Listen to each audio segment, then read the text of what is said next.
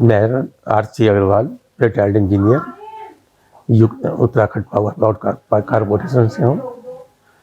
लेकिन जिस तरह से हमको स्टार्ट में जो थोड़ा सा लाइट फीवर हुआ और नज़ला जुकाम था थोड़ा सा, तो बाद में यही डिसाइड किया गया कि नहीं, इसको हमें लिंगर ऑन नहीं करेंगे और इसको हमें तुरंत रेस्पॉन्ड करना है। जबकि और हॉस्पिटल्स में हम उन्होंने टेकअप नहीं किया।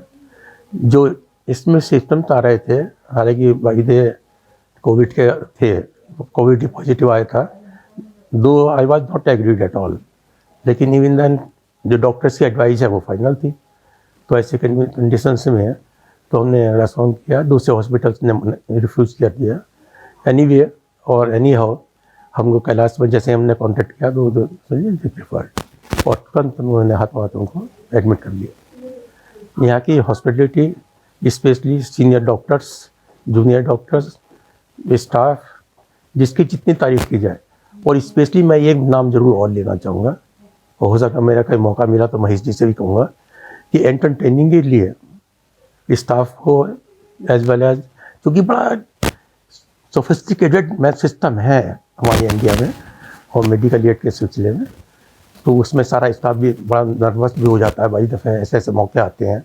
लेकिन जिस तरह से मैंने ये देखा कि आउटसाइड से जब कोई भी पेशेंट्स आता है या कोई अटेंडेंट है या जरा सी भी मरमराहट है या स्टाफ में जरा सा भी कोई थकान सी या कोई ऐसी, दौड़ दौड़ के एक दूसरे का काम करना, ये कभी नहीं गया सोचा कि अभी हम are not actually in nursing staff, we are a technicians, we are meant here only for technical purpose. लेकिन even then he cooperated very well and I appreciated his services। तो उसी लाइट में थोड़ा सा यदि ठीक समझें, मैं हालांकि डिटेल में नहीं जाना चाहूँगा, मॉर्निंग और इवनिंग में थोड़ी सी कोई म्यूजिक थी अगर मेंटेन कर सकें तो उससे क्या होगा, पेशेंट्स का एंटरटेनमेंट होगा और आई थिंक उनकी हीलिंग जो है और थोड़ा सा बढ़ जाए।